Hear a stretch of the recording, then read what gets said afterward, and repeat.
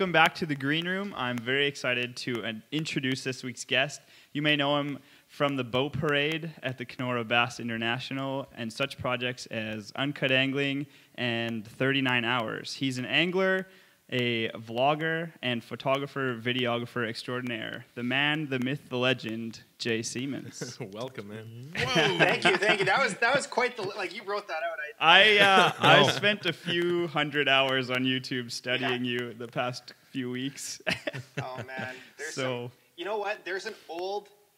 I didn't even know it was still on YouTube, and you guys will have to dig in. But there's an old Jay Siemens pre channel. It's called Fisherman Jay, and it's like my first YouTube videos. It's like, man, it is pre-puberty, or maybe right in the middle of puberty actually.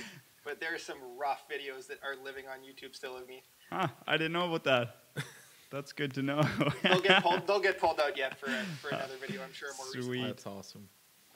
Yeah, it's good to dig deep sometimes. It's an honor to have you here. I've been looking forward to this. We've all been looking forward to this since back in October. So I think, don't mind them. We'll just jump right in. So you just got back from your honeymoon in Africa, right?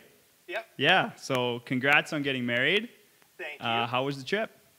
Trip was incredible. Yeah, we got married December 15th, and we thought about honeymooning right away. We're like, it's Christmas and New Year's and everything. So we're like, well, wait till things slow down. My slowest time of the year is February, March anyways. Mm-hmm. So I was like, let's go in Feb.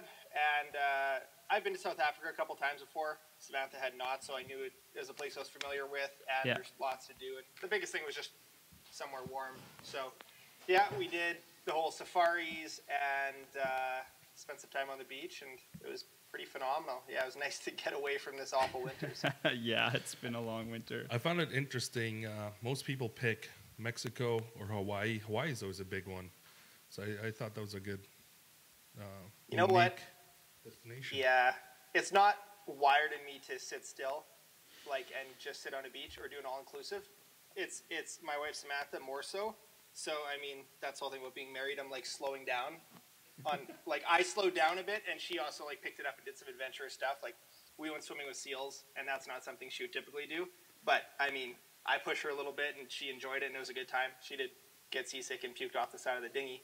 But she didn't go swimming with them, and you didn't fish them, or what? Well, yeah. Did you bring a fishing rod? I was not planning to fish.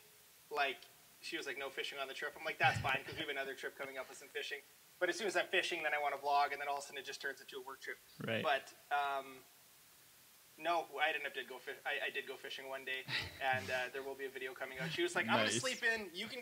She was like, do I have to come along? I'm like, no. And then she's like, oh, yeah, you can go fishing. That's fine. Perfect. So I was like, yeah, that was good. So I went fishing for a half day, and nothing too spectacular, but caught they're all species I'd never caught before, a bunch of different sharks and stuff. And cool. So it was good. There will be a video eventually. Nice. Yeah. Did you take your camera gear and took some pictures for your yearly calendars that you normally put out? Yeah, for the calendar stuff. Yeah, those wildlife. I take wildlife pictures for fun more than business or profit. It's just what I like to do as a hobby, right? So, yeah, took a bunch of camera gear and probably more than I should have packed for my honeymoon. But no, it was good. Cool. I would kick myself if I didn't bring everything, right? So it's I got to bring the drone, got to bring the underwater housing, and all that. So. Cool. So for people who maybe don't know, tell us about your calendar. My calendar. I've done a calendar the last 3 or 4 years, and it kind of all started with right in the midst of the refugee crisis, and I wanted to chip in, and there was refugees coming to Altona, my hometown in southern Manitoba. So I ended up partnering with the local printing place there called Friesens, and I said, let's do a fundraising calendar where the profits go to help getting them set up. So yeah, did the calendar the first year, and it sold out. So I've been doing it ever since. The last 2 years it's been for Canadian Mental Health Association, or this year was Kids Help Phone. I actually haven't tallied all the calendar sales yet, but there are calendars left over. Unfortunately, calendars are kind of you can sell them till February, and then it's just what do you do with them? Yeah. So, they become. Well, they're great material. pictures. Thank you. Yeah, phenomenal. It's amazing. Pictures. Yeah. They'd all make amazing prints. Hey, I got a quick question for you. Did you play Pokemon as a kid? A little bit. So, isn't fishing kind of like playing Pokemon, trying to get all the different species? You got to catch them all. I have an app idea. are you guys familiar with Pokemon Go? Yes. Yes. The one where you walk around and Yeah. I downloaded it enough so I know how it works. But I'm like, why don't they make Pokemon Go for fishing, and you actually have to go to the lakes, and then you don't have to buy the fishing gear. You can just cast your phone out. They have the same species that are in the lake. You know. That'd be That cool. would be amazing. I would buy it. It's out in the public now. You guys can take that idea and run with it. You're assuming we know how to make these things. Yeah, I don't either. Otherwise, it'd be a thing already. So. We touched on this a little bit before the cameras were on, but I don't know if you remember the first time that you and I met. You were actually shooting a wedding for my friend, Gavin McNeil. Oh, yeah. And that was my first wedding ever. Really? Yeah, Wow. that was my first So wedding ever. that was That's crazy. I just remember he was talking about you and talking about the photographer before we actually met, and how like he had this fishing channel, and I was like just getting into fishing, and I was like, we'll see what this guy knows about fishing, right? And so I was like thinking the whole time, what question I can ask about fishing to try and stump this guy. And I don't remember what the question was, but I asked you a question about fishing, and you totally just blew my mind, and I was like, I have nothing else to say. So I wish we knew what the question was. Yeah, I don't It's remember. a rare what day it when was, somebody but shuts up Chris. So it's good. I just remember being so humbled and like put in my place, you know. But you're so nice about it, and so that's the first time we met. But then you just brought up something that we weren't aware of. I used to play in a band called Pocket Change. I played bass guitar, and I was probably 16 or 17 at the time. And we played a Battle of the Bands. It might not have been the Battle of the Bands. It could have been Battle of the Bands. But even just being in the Southern Manitoba music scene, there's only like 5 bands, so you know everybody. Yeah. And yeah, you guys, I mean, how long have you guys been playing together? Since It'll make you feel old. 2006. So long, yeah. 2006, yeah. 13 years? 13 years already, man? Yeah, I graduated that year. Seriously? Yeah. Jeez. Damn. Yeah, that's a lot. No kidding, that's a long time ago. You got to bring a camera on a boat with Brandon Palaniuk. Yep. During Jackson, Mississippi stop on Bassmaster Elite Series. Take us through that experience. So that was the first Jackson. Yeah, I'm trying to think. So I filmed with him twice. So the first time, was Jackson. And you know what? It's like, for those of you that aren't familiar with tournaments, I mean, I'm not going to go too in depth, but the Bassmaster was like the top stage. So to film him was cool, to film the highest stage. But I couldn't even film in the same boat as him. The rules are so strict that even during practice, I couldn't be standing in his boat. We had a follow boat. So Brandon's got a pretty huge following, so he lined up a follow boat for us. So I had some young kid driving the boat, and I was filming from boat to boat. And filming from boat to boat is actually very difficult because the one boat's doing its thing. Like normally, if I'm filming in a boat with the angler, I'm over his shoulder and there's no variables. But when it's boat to boat, it was more challenging, and that was a lot of fun to just capture that because I fish tournaments myself, and tournaments you're up, early till late. They're crazy long days, super tiring. But to actually film it, I had to be up before him to get my camera gear ready, and up after him to like deal with all the footage. So props to the people that follow guys for the entire tournament trail and film like 13 tournaments because I don't know if I'd want to do it. Like he offered if I wanted it the last 2 years in a row. He offered if I wanted to film the entire year for him, and I'm like, well, for one, I was booked up, but I was just like, I don't know if I want to do that. Like, and I think it would get the same after a while. Like I like the variety of what I shoot, so I don't know if I'd want to do the same thing. Yeah. So speaking of tournaments, how has that experience changed the way you fish tournaments? Like you fish KBI and stuff. Does that change the way you look at it and approach it, or you just do your thing?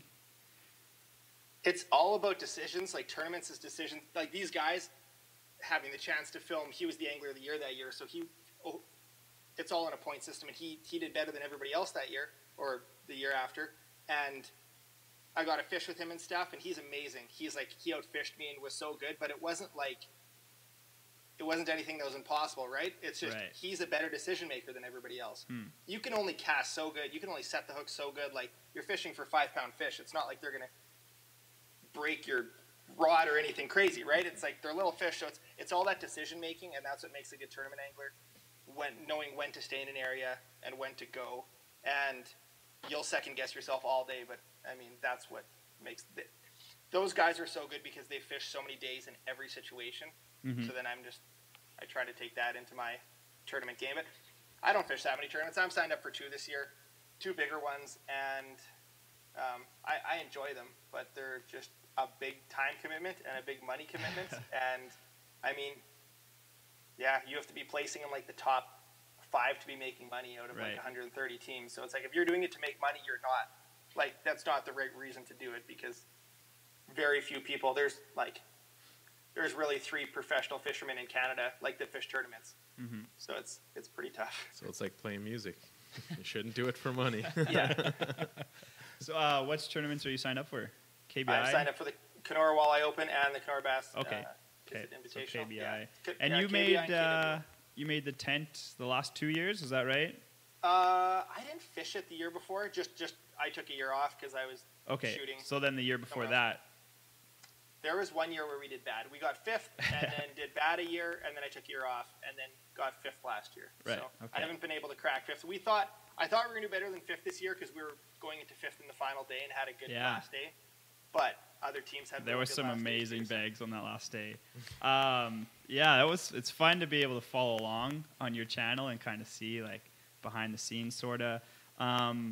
But what kind of things like happen that are like off camera? What's, from pre-fishing to map study, what's going on for someone who's maybe looking to get into it?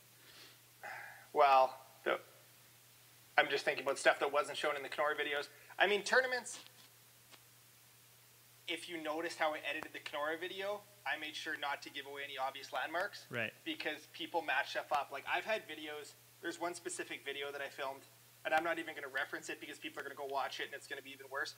But they matched up where I was fishing, and there's been people at the lake just destroying the spot. Oh, yeah. And it was just, people are releasing the fish, but, I mean, if there's a bunch of eyeballs on your video, people are, I will share everything, but just something as volatile as a spot can actually, you can destroy a spot, because some people are like, I'm going to keep the fish, I'm going to eat a bass, or I'm going to keep all the crappies, or whatever they're going to do. Yeah. So there's a responsibility that I'll teach you how to go find the lake and how to do it and everything, but am I going to give you coordinates to do it? No, because, I mean, go find it for yourself, right? Right. I don't think that's being selfish. I think that's why people like fishing. Well, it's half the fun, right? Like going out there and hanging out with your buddies and finding a spot that works. Getting lost, or yeah. I think one of the videos that Jay posted was there was no gas, or they forgot to fill up the quad. Was that what it was? Yeah, that was kind of embarrassing. that was tough, because it's like, well, we didn't catch any fish that day, and people watch the videos to see fish, but they also watch the videos to follow along, and I'm like, should we not film this? I don't know. Is anyone going to find this interesting? And you always second guess yourself as an artist. You put it out there, and I mean, no, it wasn't my strongest video, that's for sure. But it told the story, and then the next day we went back to the same lake and caught fish. So and got the ATV off the ice. So I mean, that's the journey, right? I think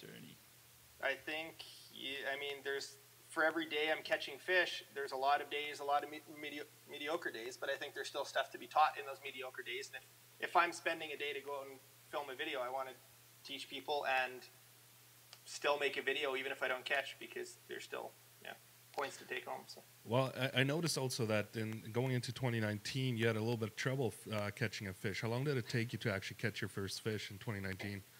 Oh, man. I'm trying to think. Yeah, like the first trip. Well, I did catch some small fish, but nothing worthy. Yeah, nothing too good. I mean, definitely some slower trips. Definitely a couple big lost fish. Yeah. But I don't know. I think people like it almost the lost fish more than the caught fish, just because they share in the heartbreak, right? Absolutely. Yeah. My first ice video this year, I lost a big trout, and it hurt so much, and I was like laying on the ice, and I'm just like, well, that's real life. We've all got those experiences. Yeah. Well, and people will watch that, and it makes them feel more connected to you, because they'll experience the same thing. Well, they relate to it. Yeah, right? they feel the emotion for sure. And that's what I found. Like watching some of those videos, even if you didn't catch fish, I still enjoyed the story that you had. So that was pretty good. Yeah.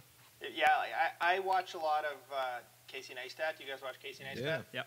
Yeah, and he's just such a good storyteller. Absolutely. He takes like a boring nothing day, and it's just like he shares something he's passionate about, and then instantly it's a fantastic video. And he's made thousands of videos, so he has it down to a science. But that's kind of, you can only get so good with it. Cinematography, not that I'm there yet, but you can only get so good and bring your better camera gear out. But the storytelling, there's always room to improve on that and what makes a good story. And I mean, sharing that. So. Yeah, that's absolutely true. I think we're coming up on a little break here. We're going to hear a quick word from our sponsor. We'll be right back.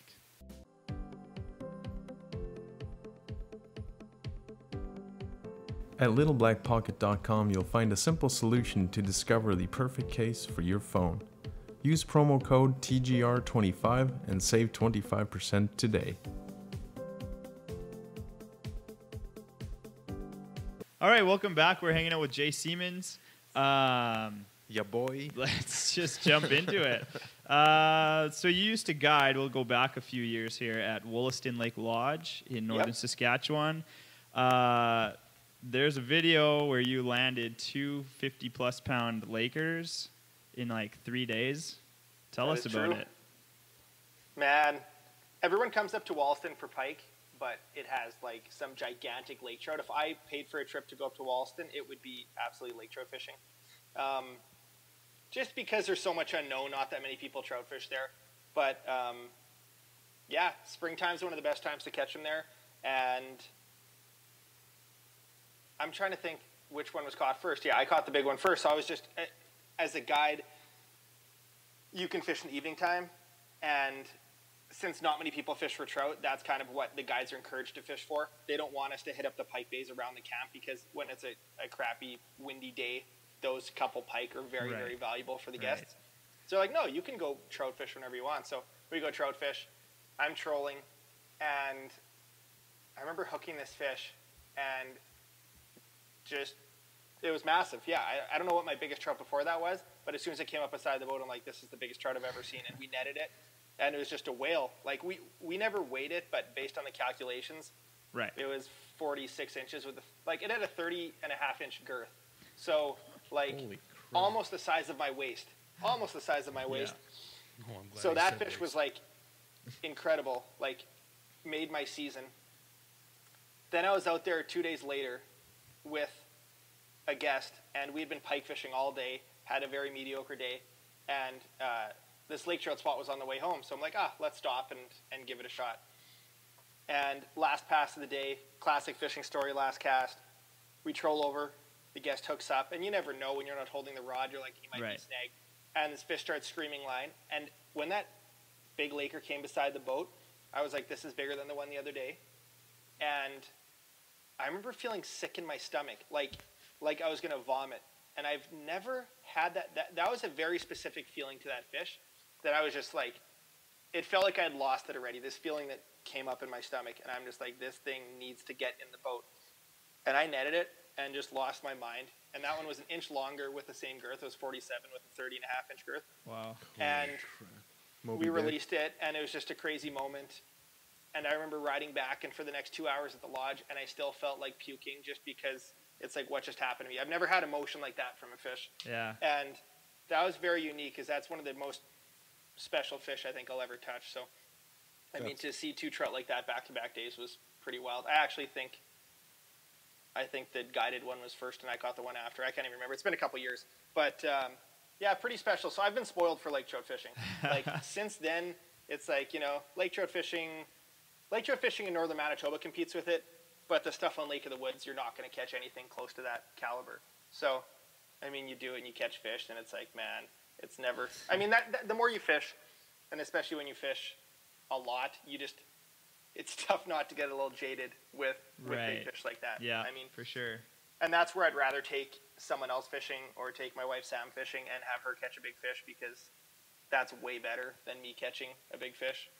So, yeah. That's pretty cool. That's a good way to look at it. Mm-hmm. Well, I mean, those are world-class fish. I mean, anywhere you go, except for, is it like Great Bear Lake? Great Bears got the world record. Yeah, there's probably 100-pounders in that lake. But like ridiculous. there's 60-pounders that get caught there every year. So that's the place to go if you want the biggest of the biggest. Amazing. When are we going? When are you taking actually, us? Yeah, my Jay, buddy, take us. My buddy Eric Hirschfeld, I don't know if you guys remember him, the teacher. Yes. He was planning, like, he was pretty sick, and nobody really knew, but he was planning kind of, you know, the trip of the lifetime to go to Great Bear and catch a laker, and that was kind of the last thing he wanted to do. And he never made it there, unfortunately. But yeah, so now I kind of think like maybe I should go for him, you know, like try and catch a big one for him, you know. Why not? You should just go guide up there. Ooh. We'll film you. Yeah, sure. Yeah, I'll follow you with my cell phone. Enough about us. Let's get back to Jay. 2018 was a big year for you, transitioning from Jay Siemens Media to Thrive Visuals, as well as harvesting your first whitetail and your first wild turkey, as well as your first ruffed grouse. Do you feel like you've been stalked yet? No, that's good. That's good. I put my life out there. It's all right. There's more. You got Sam, your wife, her first muskie. Yes, my first wife. Your first wife got her first muskie. Hopefully your only wife. Let's just only get wife, that yes. out there. Yeah, tell us about those experiences and what you're looking forward to in 2019. A lot of firsts, man. And part of all that was moving to Kenora, which was also a big part of it. But, oh, man, getting into hunting. Like, I've told people that after shooting that turkey, I was like, I've never experienced that feeling from a fish. That lake trout was the closest I've had to that feeling. But hunting is just, especially a big game experience, like, you can't get that through a fish. Like, there's so much build up to one moment. And it was pretty cool with the turkeys. It was just the guy. I mean, I was fully guided. I can't say too much, but he's like, the turkey came down here yesterday at 7:30 in the morning and walked right through there. And then the day we're hunting, 7:45, and the turkey walks right out in front, and my heart just feels like I can hear it pounding. And that, yeah. So that whole experience was good. And just, I don't remember any of my first fish. Like, it's all a blur. I was young, but now to be able to remember all these firsts for whitetail, for turkey, for grouse, and to be able to document it, like, I think that beyond, you know, YouTube turning into a job, I think just being able to document it and look back on it's pretty cool. Like, that I can show my future kids my proposal, or like, I didn't film my proposal to make money off of it. I didn't film it for the AdSense. You know what I mean? It's just like, and I think when I stopped making videos for that reason, then I think I probably shouldn't be doing YouTube anymore. If I'm just like, oh no, this video is going to make money, I need to film this video. I don't think that's the right way to look at it. Because the whole reason that I've pushed more into YouTube is I can do exactly what I want to do. And if I don't want to do that, then I may as well be shooting projects for other people, you know? So that makes sense. Well, it's just fun, right? Yeah. It's not having to answer, like, as far as revisions go and stuff, like, if I'm doing a video for a client, sometimes you go back and forth for weeks on tweaks. When it's a YouTube video, it's like, okay, I'm good with that. Let's put it out. And you can just decide when to pull the trigger. I think the freedom of YouTube is why everybody does it, right? That's why I am kind of doing more of that and less projects for other people. I'm kind of doing more of a split, because I do still love shooting stuff for other people, but I love the freedom that YouTube allows me. So that's why I like documenting all of those things. Yeah, it's been a crazy year when you list it out. But yeah, getting engaged, number one, hands down, and moving to Kenora just made sense for me. I mean, especially with how much I travel too. It's a good home base. This is where Sam's family's from, and this is where I travel to a lot for weekends anyway. So it's a good place to be. I'm loving it. And as far as content creation in my backyard, it's pretty ideal for that. To be able to go drive a minute or two and be on Lake of the Woods is pretty surreal. Yeah, and as a photographer, you're in sunset country, so it's pretty easy to get those epic shots. What was I going to say? Completely forget. Oh, speaking of filming for other people, you got a Lumacraft shirt on. Do you still shoot for them? I haven't done their shoots for a couple years, but I will be doing some more stuff for them this coming year. And I do have my new Alumacraft on the way, which I'm very Nice. excited about. So there will be a boat tour video, I'm sure, in the future. And I'm getting a 90 Honda put on it, 185 competitors. So Perfect. that'll be good. Yeah. Tiller? Yeah. Taylor life. Yeah. Atta boy. Yeah. So yeah, it'll be good to have a new boat this spring and just something reliable. Yeah. So no, it's a work tool, right? Like Yeah, if my for boat's sure. down, I can't. Like a lot of my shooting, I need to be on the water. So it is a vehicle. I was without a boat for a bunch of last summer, and there were shoots that needed to get done that got bumped back because of that. So that's Ooh, yeah. yeah. Man, I feel like I need a little dictionary for fishing lingo that I don't understand. The tiller life That's me too. It's like Tiller's when you turn the motor. It's got a handle with your on it. hand. So it's either steering wheel or tiller. And there there's- you go. there's My first boat was a tiller. Now I got one. Tiller. It was too good of a deal. I got a steering wheel on it, but yeah, I'm about that tiller life, so it's all good. it's all good. Yeah, I might hashtag. love a steering wheel, so who knows, right? Let's kind of change gears here. You've done a few videos with AP Bassin Yeah. or Alex Perrick, including a trip to Thailand where you caught a ton of bucket list fish. Pretty much for anybody, but especially for me. What's it like traveling and filming with Alex? He's a bit of a disaster. Like he's kind of all over the place. I don't think I think people just see the goofy side on YouTube. Right. Like they think he's a disaster all the time, and he is a disaster pretty much all the time. But he's such a smart guy for his age, for how driven he is, and his business mindset. It's just people don't see that, and I feel like I'm a business-minded person as well, and I've just been incredibly impressed with dealing with him. So yeah, there's lots of shenanigans, but there's also there's always goals and objectives with him. And when you're with someone who's really driven, it makes you want to step it up. For sure. So Can you elaborate on some of the shenanigans? there There might have been tattoos. The other guys in the group might have got tattoos. This The never other made the guys. video. This never made the video. There was 4 guys on the trip, Yeah. and I decided to go to bed early the one night, and the other 3 guys got tattoos. That's so funny. This is like the Hangover plot. It was very similar, yeah. I remember waking up, and they came back to the hotel room, and they're like, "We got tattoos." I'm like, "No, you didn't." And it's a little inside. You know what? If you watch Alex's video series Yeah. and you watch his intro, there's a little logo. It's like a triangle with a T. Mm-hmm.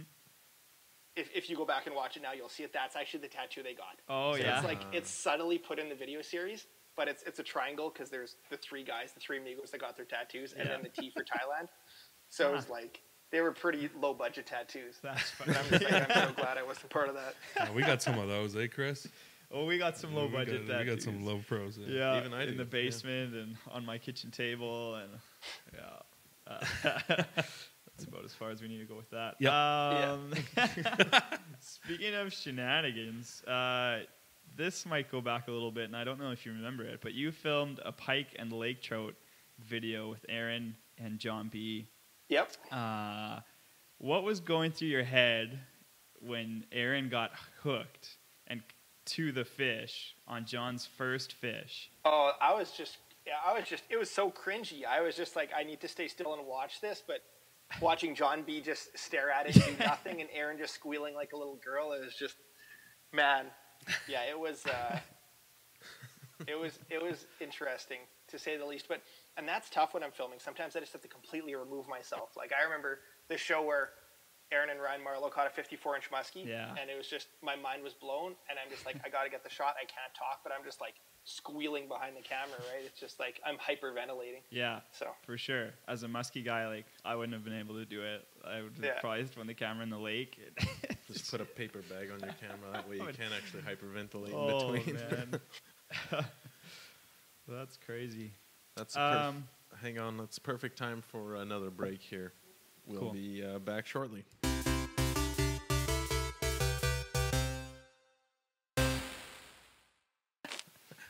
All right, and we're back. We're still hanging out with Jay Siemens, Thrive Visuals. up? Why don't you tell us about Thrive Visuals? Where'd the name come from, and what's it all about? What is Thrive all about? Well, when I started doing media work with Aaron Weeb and Uncut Angling, I built my side business on the side that it was weddings and a kind of a mixture of everything, and continued to grow, and kindly just came to the point where it wasn't just me anymore.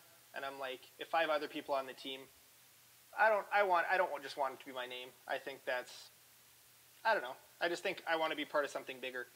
So, yeah, like Thrive right now is myself, Nick Entz, who is the only other full-time member of Thrive. He does a lot of editing, a lot of shooting. And then Kelvin Delkey and Marcel Leferrier, who are both work time to time. They have their own businesses too. But yeah, Kelvin came up with the name Thrive when we were brainstorming. And I don't know, it was the time where the company was thriving, it was growing, and we needed to figure out what the next step was. And I thought, yeah, Thrive. I liked Thrive, and I just thought it was time to take that next step, and also to kind of figure out that direction of exactly where I wanted it to go. And that was, I've shot everything, but now it's kind of just narrowing the field of more so just outdoor hunting, fishing, videography. So that's kind of cool. what, you know. I really like the name. I think it's Thank you. well branded.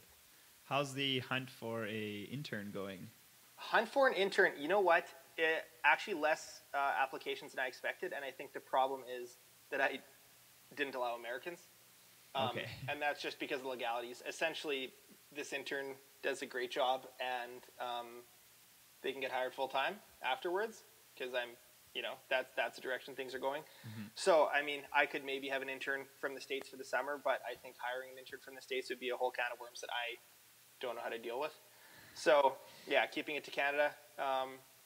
But yeah, there's still time for applications. I'm going to do one more push, and then probably close in the next couple of weeks. Hey, Chris, if you guys want to send in. It was tough. Like, if I had any camera skills, I'd for sure enter, but it's like, I am useless with a camera. I can fish. Stop taking selfies. Yeah, and that's the thing, because it's like, I want someone I get along with more than the camera skills, right? Because if I'm working with them for the next 5 or 10 years, 20 years, I don't care if you're amazing with a camera and you're a mean person. You know what I mean? Like, I want to get along with you. I can teach you the camera skills. I can't teach you to be a good person. For sure. I mean, I don't know. You could, but it'll be a lot more of a challenge. And I was like, I should submit some footage. I'm like, oh, I have no fish pictures. Nothing. Oh, we got to change that to some. Yeah, should we? Yeah. No, we should send it to Jay. I'll if he's hiring or not, we'll just send it. I'll submit myself playing Pokemon. I'll take fish pictures all the time. Well, we alluded to Uncut Angling a little bit. It still like gets the most views from myself on YouTube of any other content. I watch a lot of your videos, obviously, as well. Talk about your relationship with Aaron Weeb, how the channel began, all that sort of thing. Man, the start of Uncut, it's kind of crazy, because I tell people dropping out of school was the best decision I ever made, because Aaron and I had been friends. So Aaron and I met through a fishing message board. Like, this was pre-Facebook, which I'm sure young kids don't even understand life before Facebook. But MSN. Yeah, it was MSN days. We would chat on MSN Messenger, but there was a fishing forum. I'm not sure which one it was. It might have been called Manitoba Anglers. But essentially, Aaron was hosting a tournament on his pond, and he's just made an open invite for anybody. And I was like 13 at the time, and I'm like, Dad, can you drive me to this tournament tomorrow? So we went to the tournament on his pond. I met Aaron for the first time, and if you guys have watched videos of Aaron, he is crazy. He's off the wall. He's 100 miles an hour. And I meet him, and he's like super slow, super like unemotional. And I'm like, something's wrong. This isn't the Aaron I know. Turns out he had mono. Oh. So this is my first time meeting Aaron Weeb. He has mono. So I was like, okay, whatever. It was good. He was super nice. And I did decent I think I got second in the tournament, second or third. And we kind of like started chatting after that and became friends. And then our first fishing trip ever was actually to Lake Minnewaska in Morden. So we went crappie fishing there, and that's kind of where the friendship started. Fast forward 7 years later, whatever it was, I'd graduated from high school, didn't know what I wanted to do, so I applied at photography school in Winnipeg. I got accepted. I was all ready to go. I got an apartment lined up in the city, and I was doing one last fishing trip on Lake of the Woods, one last muskie trip before I had to go back to school and become an adult.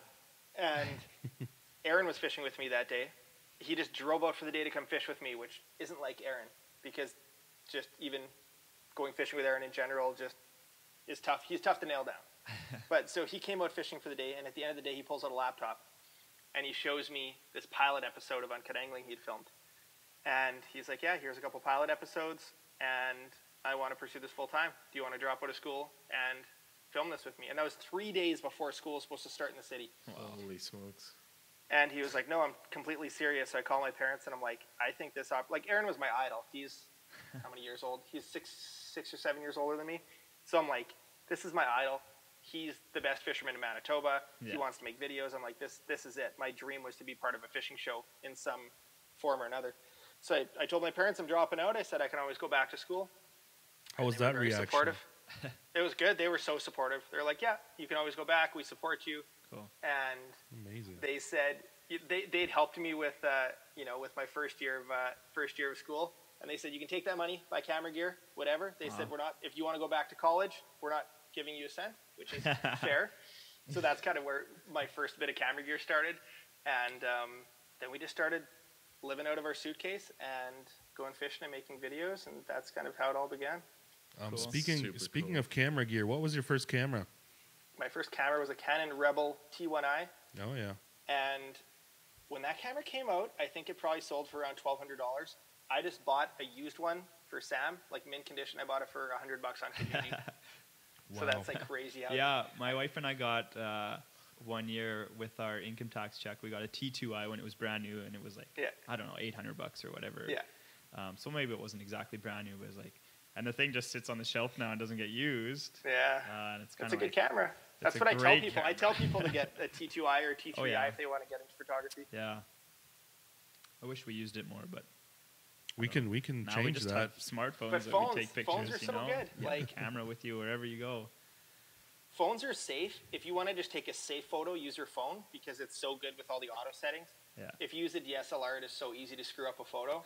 Oh, man. If you don't know what you're doing. Yeah. But that's why you just got to keep taking pictures till you figure it out. Yep. So one last thing about Uncut Angling. My favorite episode, maybe I'll geek out here a little bit, but you and Aaron are, and I forget which lake it is exactly, but you guys are pike fishing, and it's kind of late summer, early fall, and the lodge is just empty. I don't know if you remember. You're throwing a suic. Okay, yeah, I know. And Aaron's throwing a big subwalk. And I just remember like you talking about, the big fish, they like the twitch, pause, pause. And just like right on cue, boom, a big fish hits. I mean, just that's for me is my favorite episode, and I geek out over that. I've watched it 12 or more times. That's funny. I'm gonna watch it after this actually, because that's been a couple years since the filming of that. Like I watched some of those episodes, and I'm like, I don't even remember this trip, just because we were living on the road and shooting so many shows, and it was just like, there's a lot of memories. Like those are incredible memories that are documented there. So like I'm not gonna pretend like I don't watch them. Like I'll go back and watch some of my old videos too. Like I watched my proposal a couple times and got choked up. Like it's what I'm gonna do. The other one that I really like is when you're saltwater fishing, and again I don't remember exactly where it is, but you're talking about how like Jesus told his disciples to put the nets on the other side, and you toss on the other side, and wham! That was ridiculous. Like, it happened twice in that same video. Like, yeah, that was just sheer luck, because you can fish all day to get a tarpon bite, and then for that to happen, it was pretty fun. Yeah. It makes for good television. Makes for great video, yeah. So, I think we're coming up to an end here. Is there any closing remarks you want to tell the people? Closing remarks. Oh man.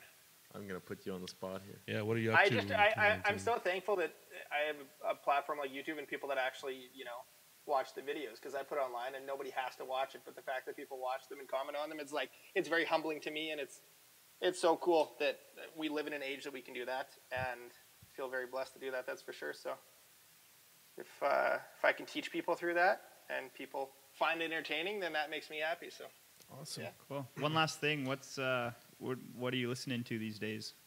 What am I listening? Mostly monochromatics. Yeah. Yeah, boy. No, but seriously. My top album right now is the new album by John Bellion called Glory Sound Prep. Do you guys listen to John Bellion? I'm No, not I can't familiar. say I have. I'll check that We'll out. check it though. out. Yeah. We will. Okay, you'll check it out after this. We'll check All it right. out. Yeah, he's not some local guy. I'm not trying to plug some local guy. He's big time. Yeah. For sure. Cool. Cool. Sounds good. Well, thanks so Thanks, much guys. for coming Yes, on. thank you. Dude, thanks. It's been a huge pleasure for me. I'm a big fan, so it's kind of like I got sweaty palms here sitting Me chatting too. with you. You This know, is monochromatic. it's kind of crazy. Like, But, ooh. Yeah. Before we called you, we were all just like, man, we're so nervous right now. You shouldn't be nervous. I don't think I give off an intimidating vibe. No. Oh, No, you you don't. don't. Not You're at just all. like a legend. You're kind of a big in deal. Manitoba. I don't, You're I a don't know big about deal. that. I don't know about that. You're kind of a big deal. I never want people to feel intimidated. If you like, wave me down and we'll chat. For sure. Well, hopefully I can make it out to the boat show and Hey, I'll join you. Maybe we can chat. I might yeah? join you. Yeah, let's Absolutely. go. All of Yeah. us. You want Buy to a go too? boat? Yeah. Oh. I VSS might buy some monochromatics? stuff for the boat. And maybe a Tranks. I've been saving up for a Tranks. So Nice. That's a good choice. yeah, these guys make fun of me for that. But Anyway, thanks again, Jay. Awesome, guys. Thanks for All having right. me. Yeah, you bet. Cheers. Tune in next week, and we'll have some more people with us. Who's next week again? Deer Rouge. Dear Rouge Sweet. next week. Tune in, and we'll see you next week. Bye.